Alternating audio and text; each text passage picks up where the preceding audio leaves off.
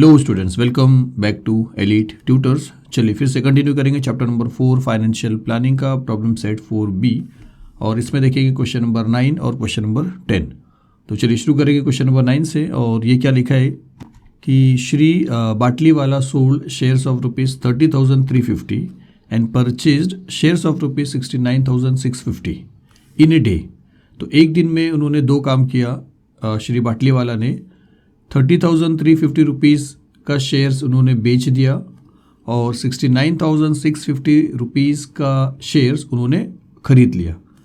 आगे क्या लिखा, he paid brokerage at the rate of 0.1% on sale and purchase. Selling करने टाइम भी ब्रोकरेज दिया उन्होंने 0.1% और परचेज करने टाइम में भी, और 18% GST was charge on brokerage. और आप जानते हो कि 18% ही होता है GST ब्रोकरेज के ऊपर, तो वो भी चार्ज किया गया दोनों जगह पे, सेलिंग करने टाइम पे भी और परचेजिंग पे भी। हमसे क्या पूछा कि find his total expenditure on brokerage and tax.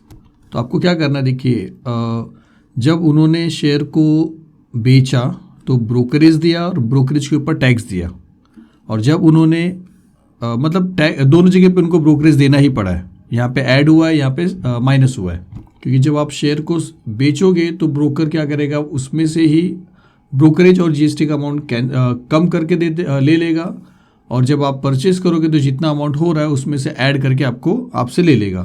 तो खैर आप छोड़िए, आपको यहाँ पे ये समझना है कि इसके ऊपर जो ब्रोकरेज गया और इसके ऊपर जो ब्रोकरेज गया और ब्रोकरेज के ऊपर जो GST गया, तो टोटल कितना ब्रोकरेज और कितना GST गया ये आपको फाइंड आउट करना है कि find his total expenditure on brokerage and tax.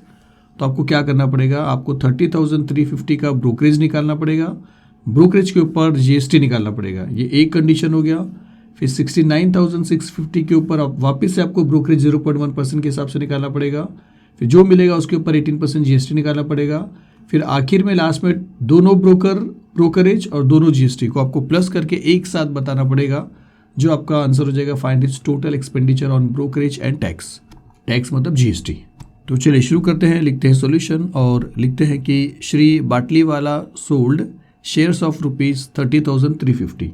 तो बस अब इसके ऊपर ब्रोकरेज आपको शुरू करना है। तो आप लिखोगे therefore brokerage paid on selling shares is equal to 0.1% of 30,350।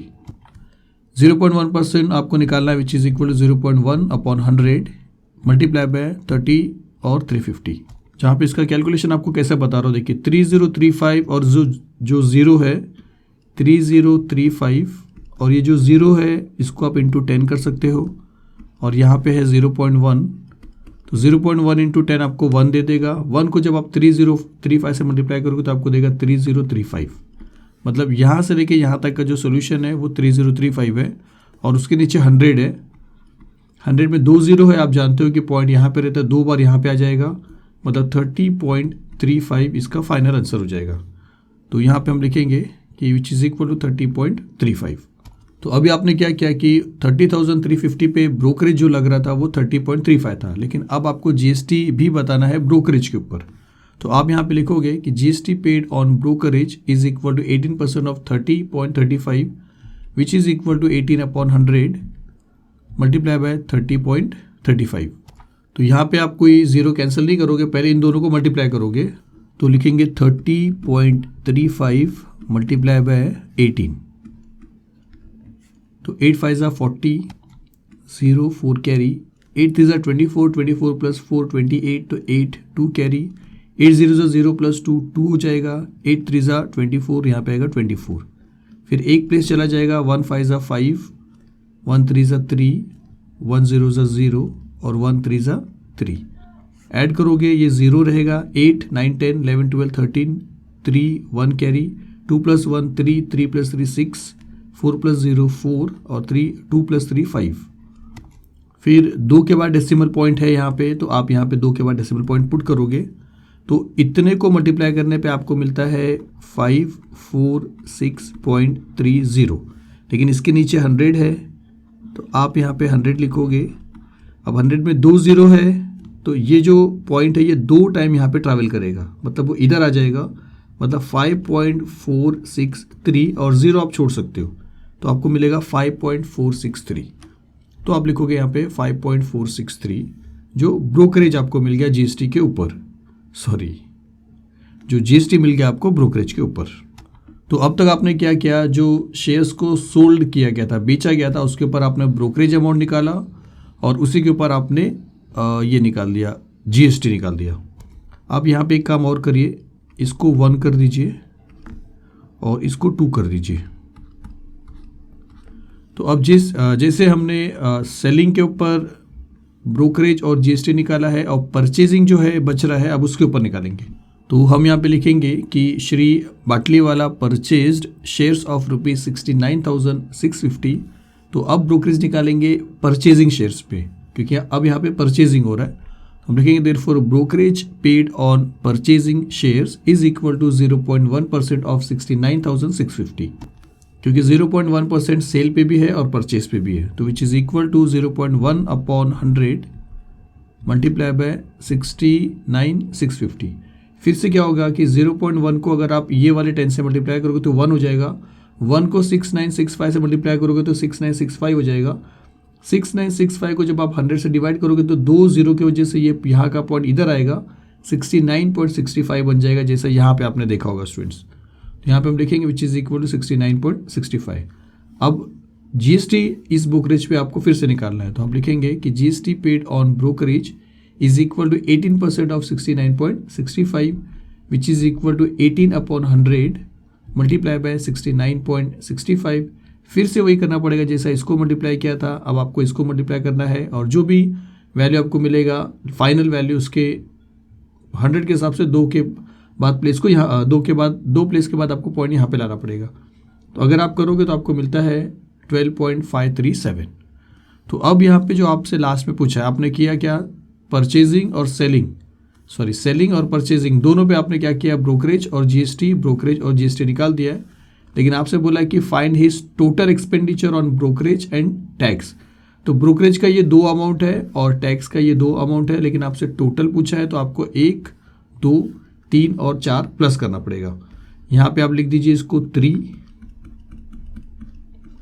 और यहाँ पे आप इसको लिख दीजिए 4।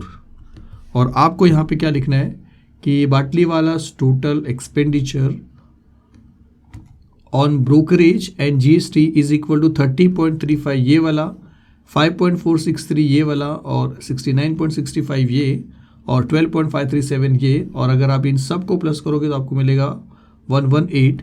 आपको देखिए फाइनली क्या लिखना है, यहाँ पे स्पेस के वजह से आपको मैं जो बोल रहा हूँ वो आपको लिखना है। ये चीज़ जब आप लिख लोगे, ये मत लिखना, इसके आगे क्या लिखना, फ्रॉम 1, 2, 3 एंड 4। और लास्ट में जब आपको आंसर लिखने का रहता है आंसर, तो वो जगह पे आपको लिखना है कि Batliwala total expenditure on brokerage and GST is equal to ₹118। तो देखिए मैं आपको बता रहा हूँ, जो आपको स्क्रीन पे दिख रहा है ये, इसको आपको ऐसे ही लिखना है। इसके आगे आपको क्या लिखना है, देखिए इसको ऐसे लिखना है लेकिन ये नहीं लिखना है, इसके आगे आपको लिखना है फ्रॉम 1, 2, 3 एंड 4। और इसके बाद आपको लिखना है कि Batliwala total expenditure on brokerage and GST is equal to ₹118। Answer करके जो आप लिखते हो लास्ट में आंसर करके, उसमें आपको यहाँ से लेके इतना लिखना है, ये छोड़ देना है। तो चलिए आपका 9th क्वेश्चन फिनिश होता है। चलते हैं अभी 10th क्वेश्चन पे। तो 10th क्वेश्चन क्या लिखा है कि Shrimati Aruna Thakkar purchased 100 shares of face value 100 when the market value is या वॉज 1200। तो 100 शेयर्स खरीदा है, फेस वैल्यू 100 रुपीज़ था, मार्केट वैल्यू 1200 था। She paid brokerage at the rate of 0.3% and 18% GST on brokerage. तो फिर उन्होंने क्या किया, 100 शेयर्स के ऊपर 100 शेयर्स के हिसाब से, मार्केट वैल्यू के हिसाब से जो भी सम इन्वेस्ट हुआ था उसके ऊपर 0.3% ब्रोकरेज पे किया और 18% जीएसटी पे किया ब्रोकरेज के ऊपर। फाइंड द फॉलोइंग, आपको net amount paid for 100 shares आपको बताना है। नेट में आपको क्या करना है, ब्रोकरेज अमाउंट और ब्रोकरेज के ऊपर लगने वाला जीएसटी छोड़ के जो आपको अमाउंट होता है वो बताना है, मतलब सम इन्वेस्टेड। तो सम इन्वेस्टेड की बात अगर आप करोगे तो आप जानते हो कि number of shares multiply by market value. तो नंबर ऑफ शेयर्स यहाँ पे कितना है 100 और मार्केट वैल्यू यहाँ पे कितना है 1200। इन दोनों को मल्टीप्लाई करने पे आपको जो मिलता है यही सम इन्वेस्टेड रहेगा, 1 2 1 2 1 2 1 2, इतना सम इन्वेस्टेड रहेगा। मैं आपको बताऊंगा brokerage paid on sum invested, तो ये सम इन्वेस्टेड था, इसके ऊपर ब्रोकरेज पेड, ब्रोकरेज कितना 0.3, तो आपको इसका 0.3% निकालने का है।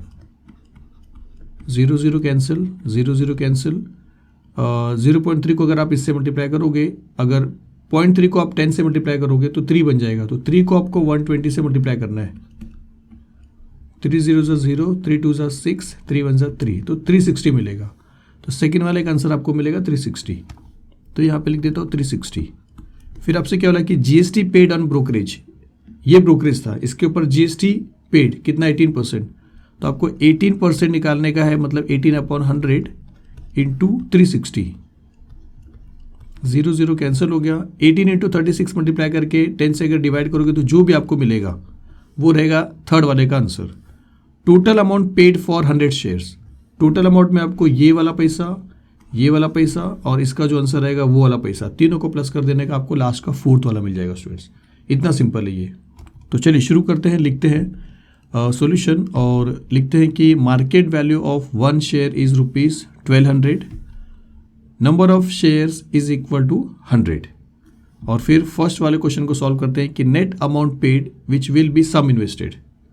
नेट अमाउंट पेड मतलब विदाउट जीएसटी और ब्रोकरेज, तो वो सम इन्वेस्टेड रहेगा जिसका फॉर्मूला था number of shares multiply by market value. तो हम लिखेंगे which is equal to number of shares multiply by market value. तो नंबर ऑफ शेयर्स कितने हैं 100 है, मार्केट वैल्यू कितना है 1200, यहाँ पे दोनों लिखा हुआ है तो हम ऐसा लिखेंगे which is equal to 100 into 1200 which is equal to 1,20,000। तो ये आपका पहला सोल्यूशन हो गया, इतने का 1,20,000। सेकेंड क्या है, brokerage paid on sum invested, तो यही तो है आपका सम इन्वेस्टेड। अब इसी के ऊपर ब्रोकरेज आपको फाइंड आउट करना है। तो सेकेंड लिखेंगे और लिखेंगे कि brokerage paid on sum invested which is equal to 0.3% of 1,20,000। तो विच इज इक्वल टू 0.3% मतलब 0.3/100 इंटू 1,20,000। 2 0 कैंसिल करेंगे, 2 0 कैंसिल हो जाएगा, 1 0 से ये 3 बन जाएगा। फिर 120 को आपको 3 से मल्टीप्लाई करना है, आपको मिल जाएगा 360 रुपीज़। तो आपका सेकेंड क्वेश्चन भी सॉल्व हो गया। जीएसटी पेड ऑन ब्रोकरेज, अब ये ब्रोकरेज है, अब इसके ऊपर जीएसटी चाहिए जो 18% है, तो 18% ऑफ 360 आप निकालोगे।